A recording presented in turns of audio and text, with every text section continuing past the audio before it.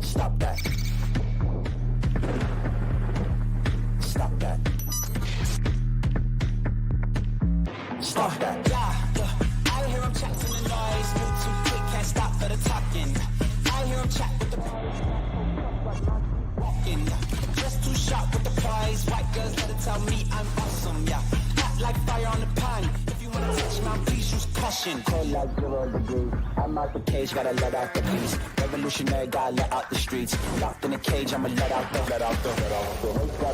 sheets. You can't go out, man, forget my peace. You take the west side, take on the east. I'ma put him in the cage, never let out the. I hear him chat to the noise. Move too quick, can't stop for the talking. I hear him chat with the boys. Man so tough, but mans keep walking, yeah. Just too sharp with the prize. White girls, let it tell me I'm awesome, yeah. Hot like fire on the pan. If you wanna touch my please use caution. Stop that. Stop that. Stop that.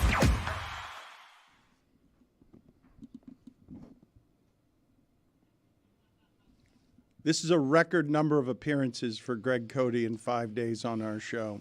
He has never been around our show so much. He has never been as insanely angry during our show as he was when we were bothering him on deadline during the watch party.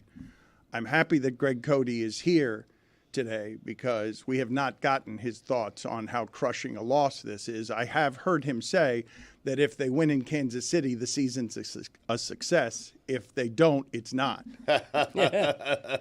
So this is basically the Super Bowl. What we thought was going to be the Super Bowl for the Dolphins was going to be the Super Bowl. But instead, what he's saying is the Dolphins play in the Super Bowl in their next game. Yes, you got to draw the line somewhere. Mm-hmm. And for me, the season is a success if they win their first playoff game since 2000.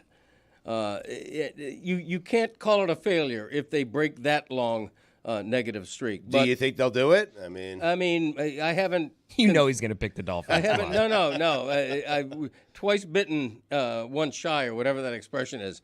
I picked them to lose to Baltimore. I did pick them to beat Buffalo. What is the expression? I regretted it. What is the expression? Not that. I think it's once bitten, twice shy. Correct. Great song by who sings that song? White Lion. What's the name of that? What? Oh, it's a great song. Anyway. Ian Hunter? Great White? Great White. By the way, yesterday he was also complaining about the lack of promotion we did for the column during that watch party. Yeah. He was saying, hey, average downloads for it. Didn't really get the bump, he was saying. I wasn't complaining. It was just a comment. How did you feel about the column? Because we were bothering you the entire time. I've watched the one clip of him getting angry about all of the views that it has. Because I'm delighted by how happy Whittingham was during it. I am thrilled at how enraged your father was. I loved what good producing you did when your father got enraged and you just snuck in with paint the picture.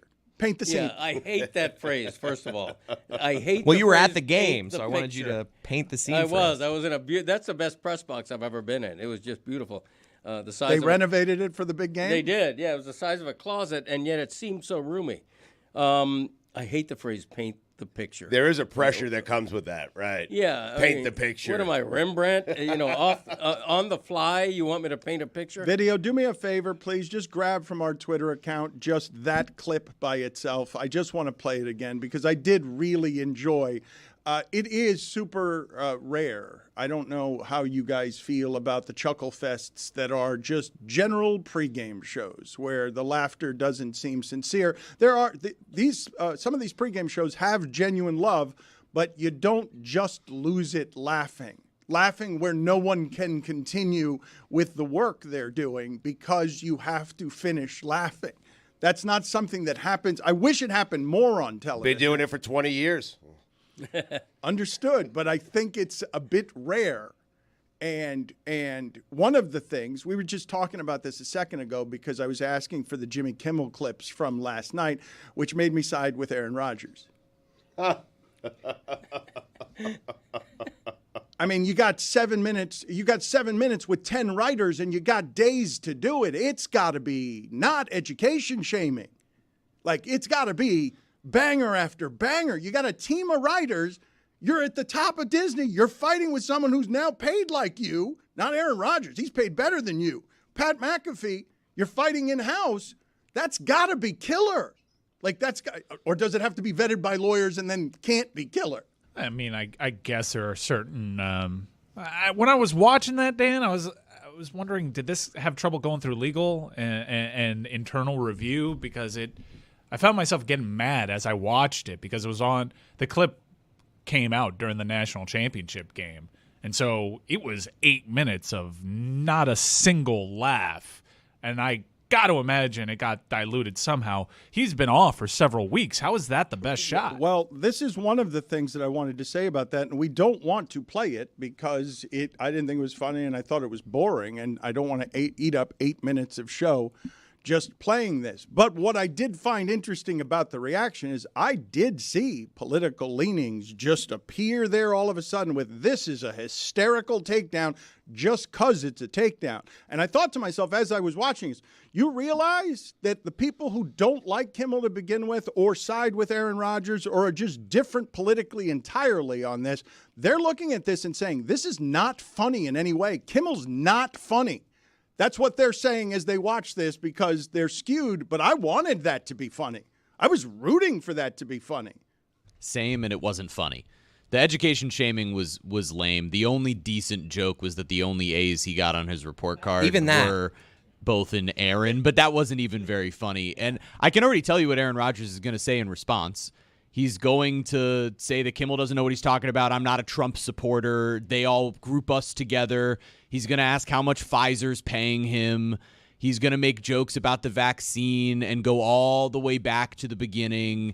Then he's going to claim he's part of the media elite. You can take a shot every time you hear one of those phrases that comes up online because that's all Aaron Rodgers does is he just regurgitates that same stuff. This is part of why this argument gets so poisonous, though, and has been dishonest. If you can't look at this stuff and separate yourself in a discerning fashion from your belief system and what's just objectively funny because you're not going to be outraged, what you should be watching here is a man who hosted the Oscars multiple times. This man is great at pressurized funny. Had the shot of his lifetime here. This is about more than that. This is he was deeply offended by this, and to make light of this situation, he was wounded. Mike's kind right. of Yes. undercuts what's been going on politically behind the scenes. Understood, Mike. But deeply offended is getting in the way of all funny right now. From every angle, deeply offended is affecting all of funny. Sometimes with comedians, when you're thinking too much, it's never going to be as funny. Chris Rock had a year plus on Will Smith. Came out and did something. It wasn't funny. Also pressurized. Yeah, sounded pressurized. emotional. It's also there are several things happening behind the scenes that could offer as a diluter to the funny. I know you want uncensored funny here, but I saw that and it was clearly washed out by Suits. And this is something that I think is fascinating when you get into corporate interests and entertainment dilution and where we're headed, where it's going to be Apple and Amazon making all of these choices, and they're going to go through a dozen executives, and they're going to go through a dozen lawyers, and are we going to make sure that we want to be this honest here?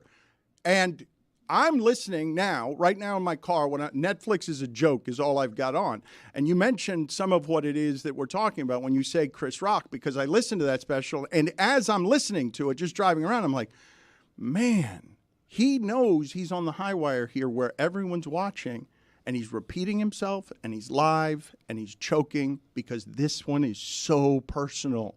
So he just keeps saying bitch and bitch and bitch at Will Smith, saying that everyone is saying bitch and bitch and bitch. And what I'm thinking to myself is this was so embarrassing for Chris Rock that he cannot find the place to hit the right notes on funny because it hurt him too much. And you're telling me the same thing is true here of Kimmel, which I get. Of course, if you're accused of pedophilia and that's the move, and you have kids and you're deeply offended, and now you're going straight to Iger and saying McAfee and Aaron Rodgers can't do that to me, can they? And then now everything's running through Iger's office on whatever Kimmel's monologue is, because he's got a fight with the guy at ESPN that they just paid $17 million a year and doesn't care about their constructs. Well, we have a clip. It's just under 2 minutes, so you can make your decisions for yourself. I think we've offered enough qualifiers here as to why it might not be funny. Someone in our audience might find it funny. Here it is. He decided to insinuate that I am a pedophile. This is how these nuts do it now. You don't like Trump, you're a pedophile. It's their go-to move. And it shows you how much they actually care about pedophilia. But here's the thing. I spent years doing sports. I've seen guys like him before. Aaron Rodgers has a very high opinion of himself. Because he had success on the football field, he believes himself to be an extraordinary being. He genuinely thinks that because God gave him the ability to throw a ball, he's smarter than everyone else. The idea that his brain is just average is unfathomable to him. We learned during COVID, somehow he knows more about science than scientists. A guy who went to community college, then got into Cal on a football scholarship and didn't graduate, someone who never spent a minute studying the human body, is an expert in the field of immunology. He just put on a magic helmet, and that G made him a genius. Aaron got 2 A's on his report card. They were both in the word Aaron, okay? And can you imagine that this hamster-brained man thinks he knows what the government is up to because he's a quarterback doing research on YouTube and listening to podcasts? I looked it up. This is actually a thing. It's called the Dunning-Kruger effect. The Dunning-Kruger effect is a cognitive bias in which people with limited competence in a particular domain overestimate their abilities. In other words, Aaron Rodgers is too arrogant to know how ignorant he is. They let him host Jeopardy for 2 weeks. Now he knows everything. And by the way, I'm not one of those people who thinks athletes and members of the sports media should stick to talking about sports. I think Aaron Rodgers has the right to express any opinion he wants to, but saying someone is a pedophile is not an opinion, nor is it trash talk. Sorry, Pat McAfee. What I would say to you is right at the center of that, you will find a lot of the division and the discourse in America where it goes wrong. Because Jimmy Kimmel telling a whole lot of people who are on Aaron Rodgers' side how dumb Aaron Rodgers is typical Hollywood liberal elite condescension that has this country on the cusp of what feels like civil war. Yeah, it's obvious that he was deeply offended. He felt slandered. Yeah, I'm surprised a lawsuit might not come out of this. But that sounded like a laugh track. There was so much laughter for stuff that wasn't even funny. I think the way to play that, if I'm Kimmel, is 2 minutes of dismissive funny, not 8 minutes of way too serious. But Disney on ESPN Crime is a good thing. Oh, no. Yeah, we're talking about it right now. No, that's not, yes, the views on all those social clips are crushing, and I am so into what Aaron Rodgers says today. Like, I'm tuning into all this. Like, exactly. My dad's not wrong in that everyone was listening to what Kimmel said last night, and everyone is going to be watching Pat McAfee They today. share this in common. I mean, they do, Greg and Chris. Of course, Disney will win here, but the funny in it, the actual funny, is stumbling into the victories in the streaming age, because this is why I say they pay Aaron Rodgers $1 million. They're not stumbling into it. They're paying him with the intention of him going viral, and he does weekly. Mike, Disney's not paying Aaron Rodgers anything. Pat McAfee is paying Aaron Rodgers. Pat McAfee. It's all right. It's an allotted budget for Pat McAfee's show. No, but this part's important. This part matters. The Renegade spaceship of Pat McAfee is being rented by Disney and ESPN because they need it and him more than he needs them. He tore up a contract that was worth more than ours, which is an industry changer. Tore it up to go get their reach. They have these problems now, and they've never been a company that's equipped for these problems because they don't want the talent to have the power to make these problems, because the way the ESPN spaceship works is just get us from SportsCenter to SportsCenter to SportsCenter to game without headlines for Disney that make a mess. Get us there safely. Please, just without politics, without anything. Mike Greenberg, please, just get us to the next show. This is what's worked for many years. To the next Greenie show. Well, you don't think there's a sea change because, one business day removed from calling an upper executive a rat, Pat McAfee's front and center on their college football playoff coverage. That's not something anyone's ever been able to get away with. That's the sea change. And now it rises up to Kimmel and Iger. And now Iger has to deal with Jimmy Kimmel being so pissed off and personally offended, hey, I'm going to send my team of writers at this, okay? For days. Yeah, let's check with the lawyers on that. I really think what was hanging over it, and in that 2-minute clip of Jimmy Kimmel, I actually found it funnier the second pass because it's not funny as 8 minutes. It's the 2 minutes by itself that makes it funny. Precisely. And I think just the specter of Jimmy Kimmel himself threatening a lawsuit on social media means that Jimmy Kimmel handcuffed himself. Because if he starts joking about it, he is then giving Aaron Rodgers and Pat McAfee's show license to make fun of it. And when the dismount on that is, nor is it trash talk Pat McAfee, so he's not absolving Pat of blame. So when that is the point he wants to hammer home, he can't necessarily be lighthearted because he is trying to project how seriously he took that allegation. Understood, Mike. You're leading a late-night talk show. Make me a bicycle clown. You're supposed to be funny. Yeah, but I lose all credibility if I start making jokes about that when the gambit into all of this was me being offended. I know. If I start having more fun with it than Pat or Aaron Rodgers, I lose my hand. But that's where the funny goes to die. My point is that Jimmy Kimmel... But that's also where your argument goes to die, Dan. What? Because behind the scenes, this is a political power play, and he's sending emails and correspondence via agents and whatnot because he is deeply offended by this. If he just undoes everything with a joke, then the last 2 weeks have been nonsense. But he's got several writers to allow him to navigate that however it needs to be navigated. And what ends up happening, that Disney and ESPN, you would understand why they're trying to avoid it, is Jimmy Kimmel is using the first 8 minutes of that giant platform when people are tuning in, and that is good for business. They want to hear what Jimmy has to say about this, and people don't tune into late-night television anymore as appointment stuff. That's why the 8-minute clip came out well before his show aired, because that's how late-night primarily exists now. And so they will be able to profit off it. They will be able to change. I don't know which part of my argument you think is going to die here. This is wonderful and fascinating as content. But when I say we arrive at it by accident, it's because when they put these ingredients together at a place that they've never allowed this kind of thing. They've avoided all precedents, and the McAfee precedents are now,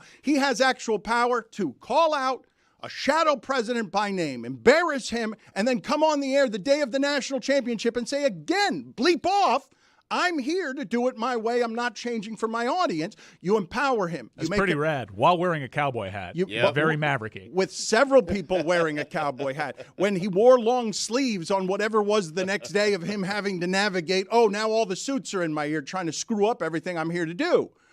They hired Rush Limbaugh to do a thing. Rush Limbaugh left weeks later because he was Rush Limbaugh. They've hired Pat McAfee to be a professional wrestler and rescue the idea they don't know how to make this stuff on their own. They don't know how to make the dangerous stuff on their own. They don't know how to make the most honest stuff on their own. They don't look to, when they acquire Pat McAfee, they know the danger, but they don't look to acquire the dangerous thing. They look to acquire the digital video property that makes them an industry leader because that's how Disney does things. Let's just buy the thing that makes us a leader. I disagree with you on they know the danger. I disagree. I don't know why. They've had practice for many years of not having anything to do with the danger. You saw how we got clipped anytime we got it close to anything that would have been more interesting. But up until recently, has the McAfee show been that dangerous? Up until recently. Has it been that dangerous? It's not that it's dangerous, Stugotz. Look, he is an everyman. He speaks for everybody, especially middle America, when he goes on television and tells his boss by name, bleep off, speaks for all of middle America that's frustrated. How many people do you think listening to this are happy at work? What percentage of people listening or listening to conversations anywhere are happy at work? 10%. I think more. I think 40. 40? 40? No. Yeah, No. I think so. In America? Yeah, it's just a bunch of guys without real jobs weighing in on the workforce. How am I to know? Point. I wear shorts most of the time. 40% of America is driving to work with a smile on their face every day. They're whistling. I'd make the I was dressed argument. as Paul Bearer the other I day. miss the don't know. whistle. I would make the argument. Temp's right outside. Huh? A little colder. I mean, Oh, when the sleeves go on, the The whistle's clicking. Ooh. That's not bad. That's pretty good. This is the first time you tried it in this studio. Wow. Dan, you want to give it a go? I can't whistle. You cannot? What? Wow. That explains a lot. Put it on the poll, please, Juju. Do you mistrust people who do not know how to whistle? Or do you learn a lot? Or does it explain a lot about a person if they don't know how to whistle? What does it explain to you? Just pieces are starting to come together. You know what I mean? No. I'd like you to explain it. Well, a whistler would get it. Real quick to like Real whistlers know. I got it. real quick to just put a bow on everything. So you're hoping for you want Max funny all around, and you care not if Jimmy Kimmel just totally undoes his argument, which is a principled one, because you don't come out and threaten a lawsuit on social media and mention and invoke your family if it wasn't deeply personal. You don't mind if he undercuts his own argument just in name of funny. No, what I would say to you is, because this is an interesting place in comedy right now, where Norm Macdonald, the late Norm Macdonald, like Chappelle is trying to channel him as he walks on this tightrope. At the very beginning of his latest special, as he's making another he's starting again with trans and then goes to disabled and handicapped, first 10 minutes, and he's channeling Norm as he does it, because he was a deep, deep respecter of Norm. What I want people to notice, the only part I want them to notice about all of this, because Norm Macdonald said, what we have today is a bunch of comedians who want to be smart instead of funny. He was talking about Bill Maher and John Oliver and Colbert and Jon Stewart. Like, do you want to be funny or do you want to be the smartest guy? Chappelle, too, as a philosopher, a sermonizer. Do you want to be funny or do you want to be the smartest guy? Because everyone seems to be going towards smartest guy, smartest guy. I kind of like funny. Kimmel is the original host of The Man Show, is where he started. The Man Show. And then a whole lot of shit about comedy and America changed. And the guys who were winning in late night were the guys who left behind Jimmy Fallon because he couldn't do politics. Colbert could do politics. Jimmy Kimmel could do politics. Fallon, host of The Tonight Show, the jewel of all of television, desecrated everything Johnny Carson did because he couldn't keep up on the funny. And he couldn't keep up on the politics. You're really disappointed in Jimmy Kimmel and his writers. It's misguided anger. I mean, Presently, he's taking out Jimmy Fallon right now. Well, and Fallon, too. But, I mean, Aaron said something totally irresponsible. I mean, he did. Stugotz, I obviously side going into that monologue. I obviously side with Jimmy Kimmel. Obviously. Because you're a lib. Because I'm trying to be the super wokest for clicks. Look at me. Desperately trying to go viral one day in a costume. The issue with comedy at this point when it comes to serious topics, like you say Chappelle, I mean, Chappelle's doing it awfully. He's doing a terrible job. He's not channeling Norm Macdonald. He's just taking down people for no reason, punching down. Jimmy Kimmel's put in a position here where, like Mike said, this is a very serious topic, and a lot of the time, that is where funny dies. Like, there's not often a way to be funny, and we saw it with Saturday Night Live when they trivialized what was going on with Donald Trump, and then at the last moment tried to go, oh, shit, we messed this up because we made too many jokes undercutting the serious nature of it. They tried to go back, and, you know, when you talk about ESPN not being equipped or wanting to handle what's going on with the politics side of it and the way they've done it in the past, this is a different end of the political spectrum, Dan. More sports fans are okay with what's being said by Rodgers, by McAfee, than the average sports fan watching you. Jeremy, I've put this in front of the audience, in front of everybody. They told me at the end what the focus group showed. They showed SEC football. Like, get all this other shit out of here. Get all of it out of here. SEC football. Skipper runs the company now. I could have asked for some of the things that McAfee has. I failed to do so. I was an idiot. I didn't bother him. I just wanted to be left alone. And now they've got a situation on their hands that's delightfully, artfully comedic. Everybody involved.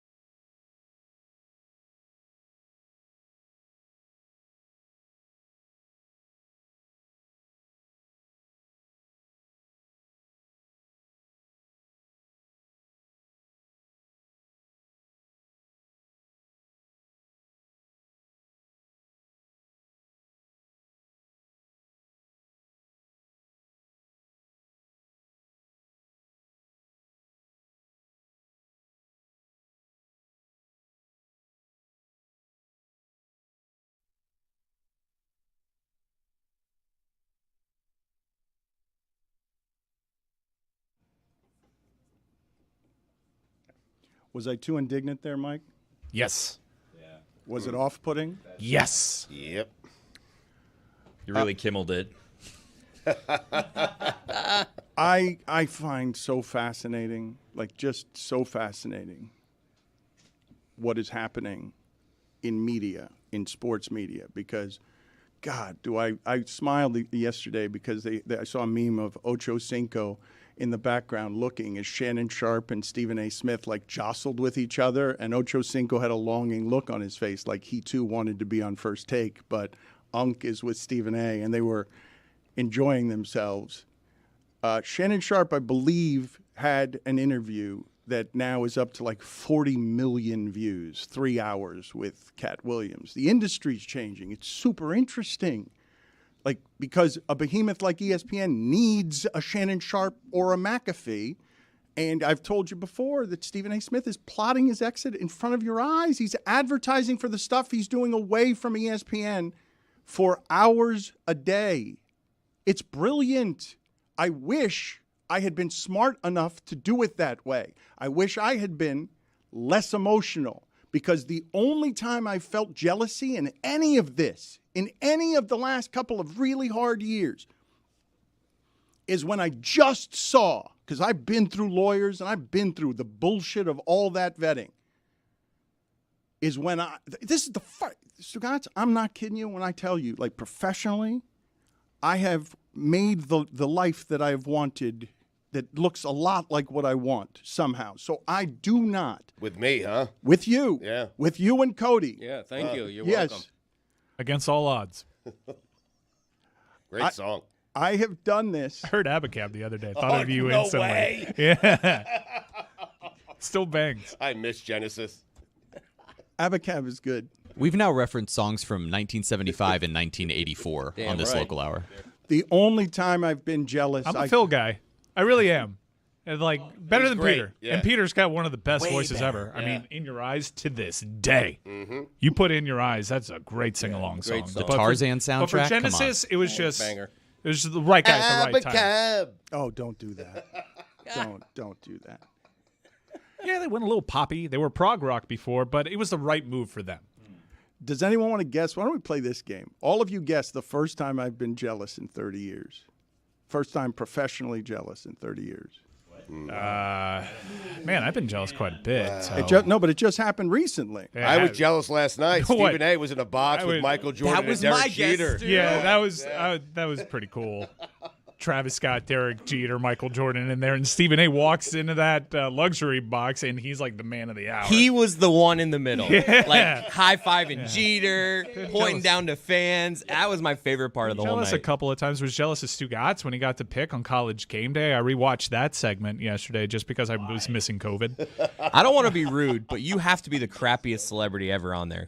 Oh, no doubt. Yeah. No, there've been some bad ones. Well, listen, the camera crew woke up that morning. They thought they were going to A-Rod and J-Lo's house, Yeah. and they ended up at mine. So, I thought you delivered. Thank you. There's been some bad ones, and you are certainly one of those, but it was of a time. I mean, Corso was in his back patio. Man, lockdown was certainly I curious. threw it up the turnpike. Yeah. I guess maybe being able to call out executives I disagree with seemingly having impunity with it is certainly a little bit of envy roiled up inside me. Mine goes higher than that.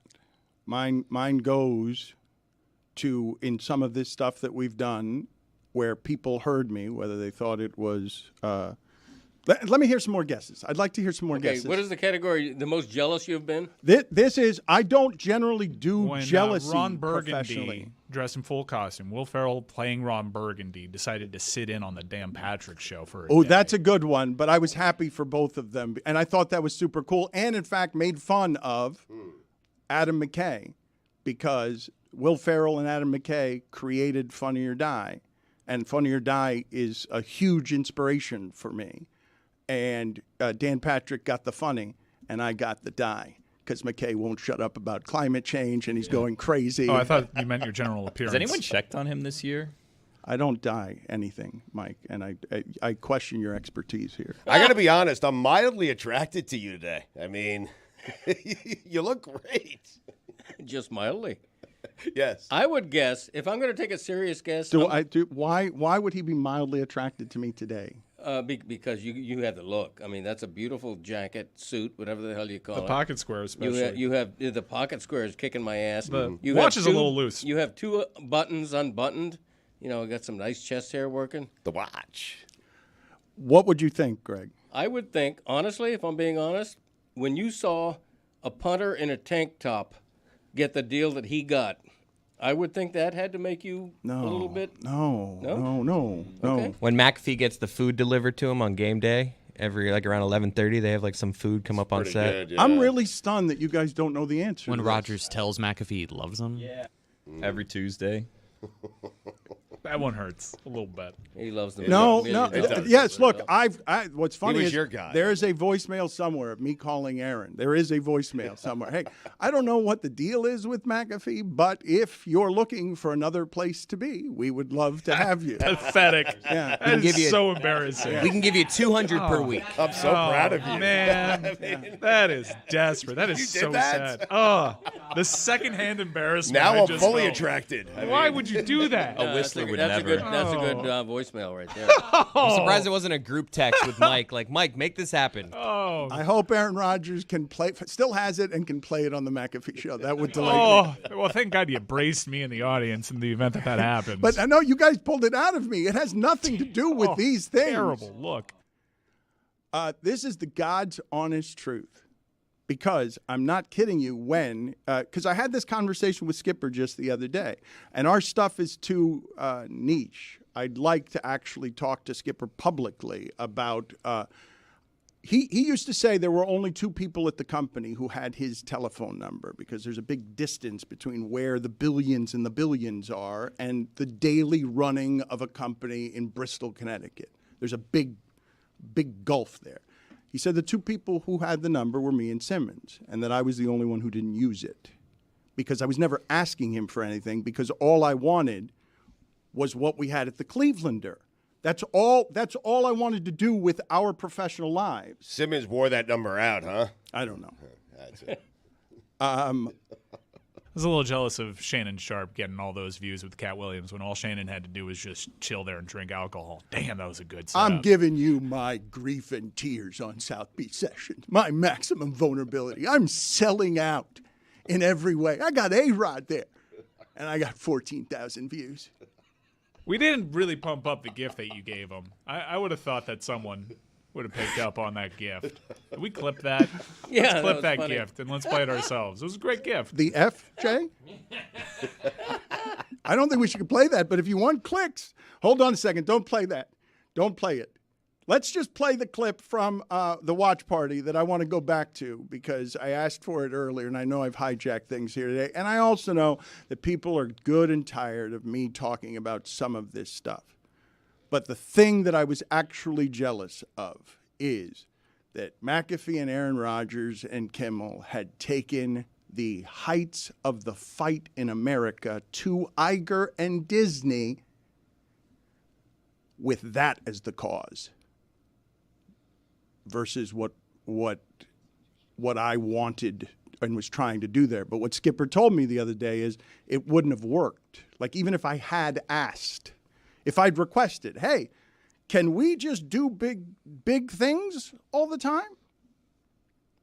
He was running the company. You also didn't want to do big things. I didn't think to ask. Like for Pat, he gave voice to this yesterday. He's thankful for the relationship with ESPN and part of why he tore up a contract that was seemingly more lucrative, or at least reported to be more lucrative, was he wanted to have the credibility of being able to broadcast live from the college football playoff final, to be where game day is, to be on the sidelines having an alternate broadcast for these games. ESPN and their rights package affords him a credibility that he couldn't do despite being an industry leader independently. I can swear to you guys, I root for everything he's doing.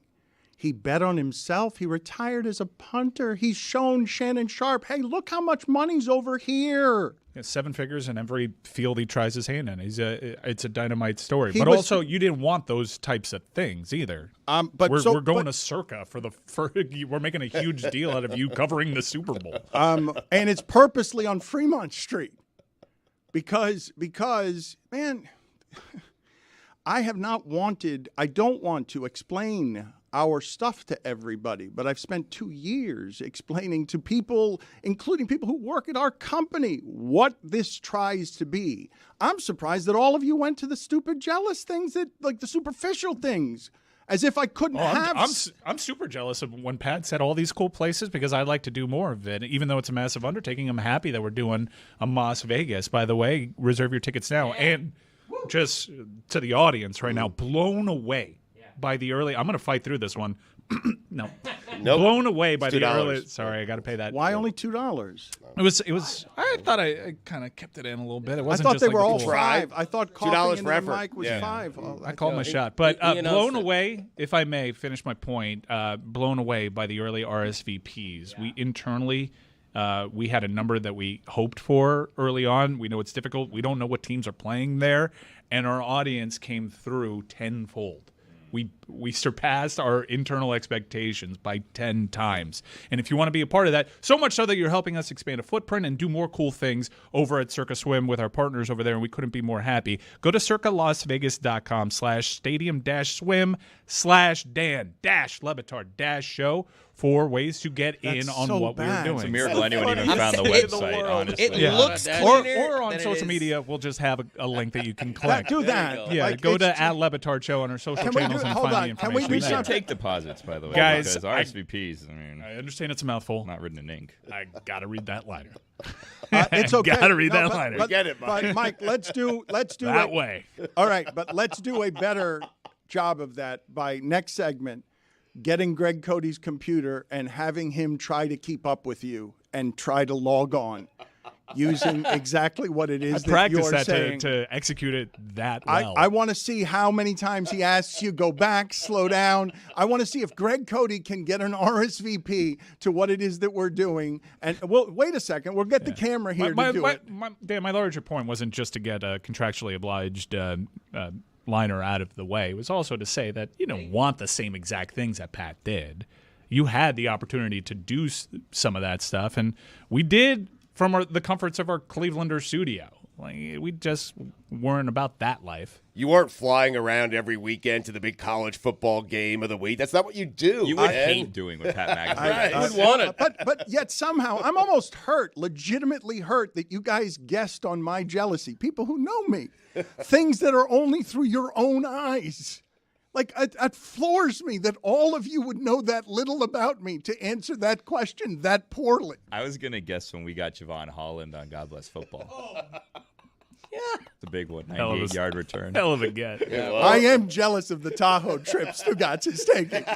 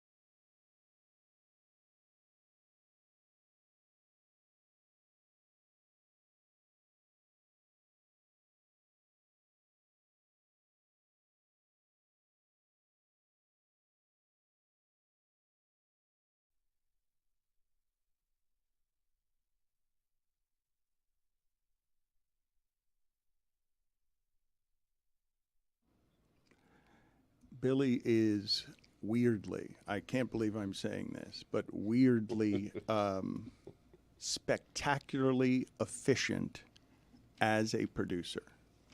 Why can't you believe you're going to say that? Well, because you're a general yammerer, and the podcast you do is a rambling Stugotz joyride. Well, that's after the edits. That's after 15 Correct. hours of Yes. edits for every God Bless so Football. imagine beforehand. No, but so this is why I say sometimes you choose inefficiencies in a way that are breathtaking to me.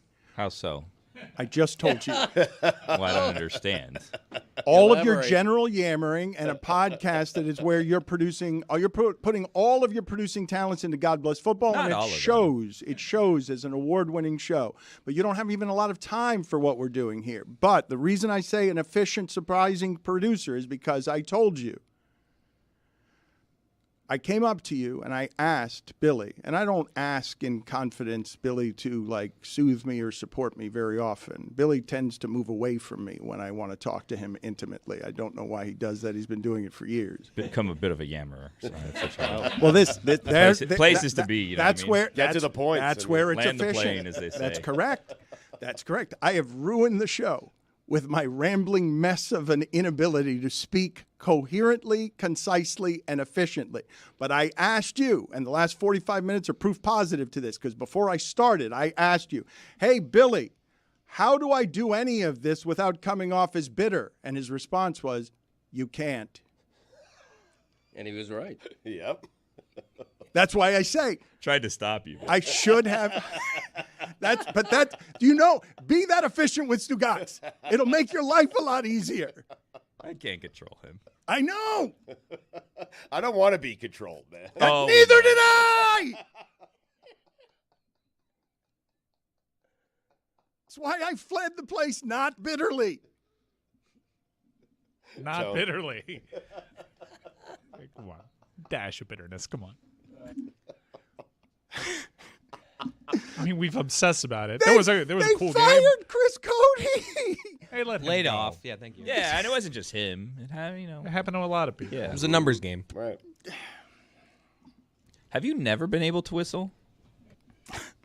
Try it. I've never tried. Yeah. Why? Try right Never now. tried. I tried and failed, and that tends to be my thing. When I fail, it's not learning. I've just failed, and I move on and don't learn. Do I have But bad that's- news about starting a startup company then? Yeah. If you're going to quit on whistling. Yes.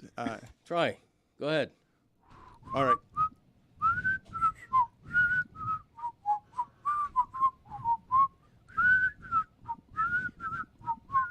That was amazing. Well done. Two-toned whistle from one man. You can't whistle. You thought that was good? Yeah, it was great. Spectacular. Yeah. Almost as good as the professional whistler the Greg Cody show had on the podcast last year. That was such a terrible bit. Oh, it was great. It was a great bit. That guy was super good. Although you made a good point that it sounded like bird calls. Right. It was Less just than whistling. More than not our best moment. Yeah, no, I thought it was our best moment. A little better than the snuggler. Unfortunately, that was our best moment. Hey, Greg, it's a Tuesday. That's true. It's Tuesday and the holidays are over. Yeah, how about that? You think that we could maybe possibly get... You never know. Yeah, it's on the show topics I sent in. What? It says, back in my days, maiden voyage Nice. of 2024 is ready for launch. Well, it's Tuesday. I mean, Right, What's the Tuesday. surprise here? Holy Duh. shit. Right. Why didn't anyone tell me? We wanted to Tuesday. surprise Tuesday, you. yeah. It's Tuesday. Every Tuesday, Dan. You are right about it being Tuesday. Every Tuesday, really. Every We're going to hold you to that. Fourth or fifth Tuesday. Last week was a Like Wednesday. clockwork. Yeah. Sometimes there are circumstances that throw things off, but that's not up to Greg. Right, exactly. Thank you, Tuesday. Billy. Yeah. The Greg Cody show featuring Greg Cody. Yeah, with? Right? Fine. Is an obsession of Greg Cody's. It is very popular, and you say that Whistler was your best moment. There's a lot of unusual stuff on there. The key to the show, I would argue, is the relationship with Chris and Greg. And Chris is mean to Greg. Yeah, people hate me on there. Yeah, well, they but do. you guys, because you're not gentle enough with your father, it feels disrespectful. But there are instances on this show where you don't respect him when he's bad at it. It's what makes it funny. It's the dynamic is everyone knows you guys actually love each other, and then people turn on you. Why? Because they favor the old guy, because he's likable and cracks a couple of funnies about Uncle Dick. There you go. Hijacks His the go-to show, move. and everyone loves him. Hee-haw, three. Giant Q rating because of that. He is Arnold. Badayup? Badap. What is that? That's a new one. It's a new one. Hee-haw 3, ba-day-up. It's spelled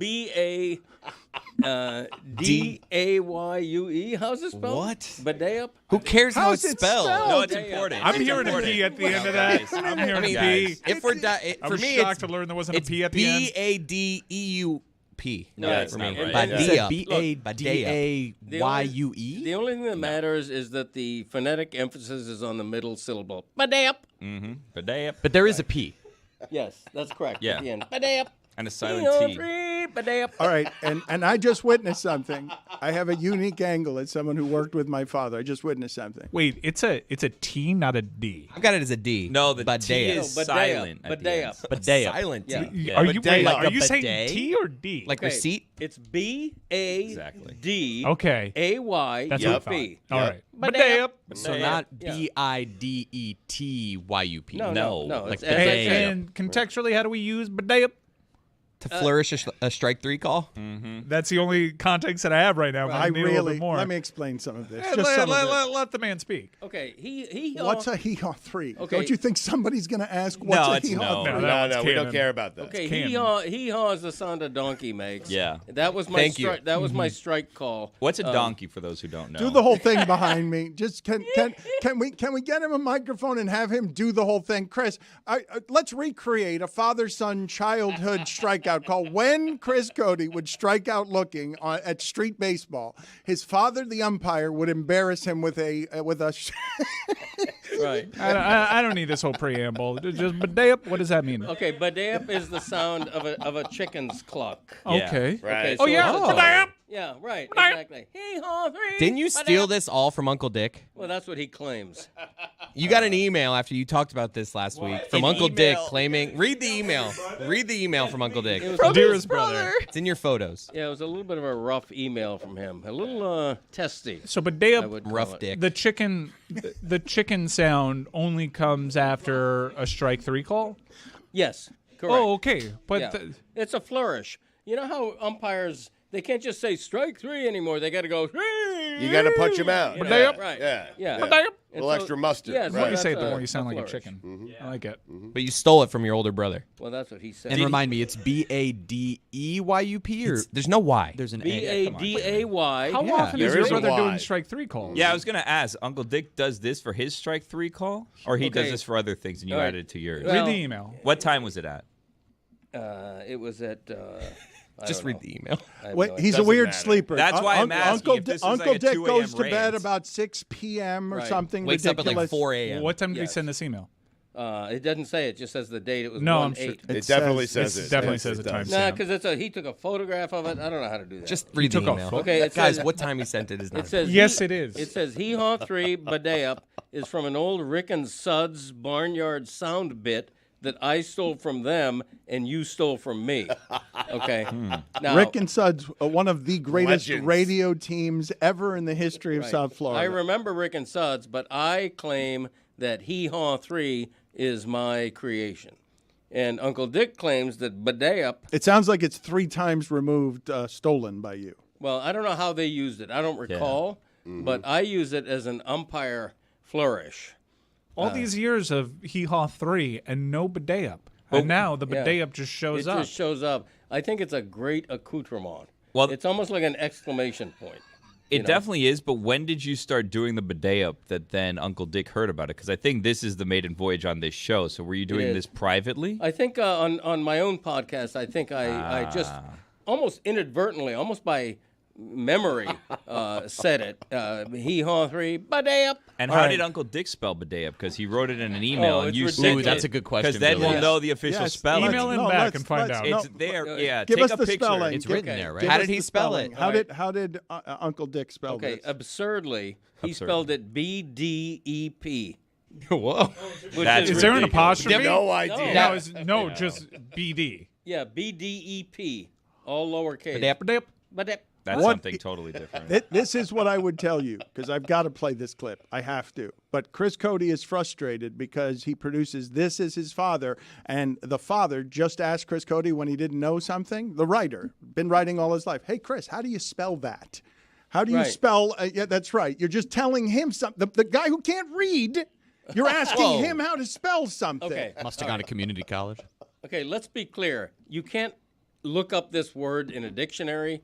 You can't Google it and expect to get it. It's a creation of mine, and so the official spelling is whatever the hell I want it to be. And I'm spelling it phonetically. Baday-up, B-A-D-A-Y-U-P, with the emphasis on the middle syllable. Can you guys please give him circa the web address for everybody to RSVP? I mean, we teased it, so yeah. Is his browser open? Yes, browsing it. You got Netscape Navigator open over there, do you? All right, what do you need? All Netscape. He doesn't have. Why'd you Who pull the needs mic me? That's further right. down? Here, let me finish downloading this song on LimeWire. All right, what do you got? Circa LasVegas.com/stadium swim slash. Hang on, I got to get a thing. You're the open. worst. You're not going to be able to do this. Let him open a fresh Circa tab. Give him a second. LasVegas.com/stadium swim /Dan Le Batard Show. Got it. Ridiculous. Keep giving Look it at to him him. pecking away with one finger. Circa LasVegas.com/stadium swim /Dan worst Le posture. Batard Show. Stadium.com. Keep going. No. I didn't. No, Circa LasVegas.com/stadium swim /Dan Le Batard Show. Never gonna get it. There's just too many Zero dashes chance. here. It's ridiculous. All right, it says this site can't be reached. Yeah. Obviously, you read it. Circa Let's do it all LasVegas.com/stadium Can swim you read it /Dan in a Le normal Batard tone? Show. How about you read it slowly? Circa LasVegas.com/stadium swim /Dan Le Batard Show. Okay. You know what? I'm not a professional typist. I'm not a secretary in the 1960s on a sitcom who typed like 90 Gamble on by DraftKings.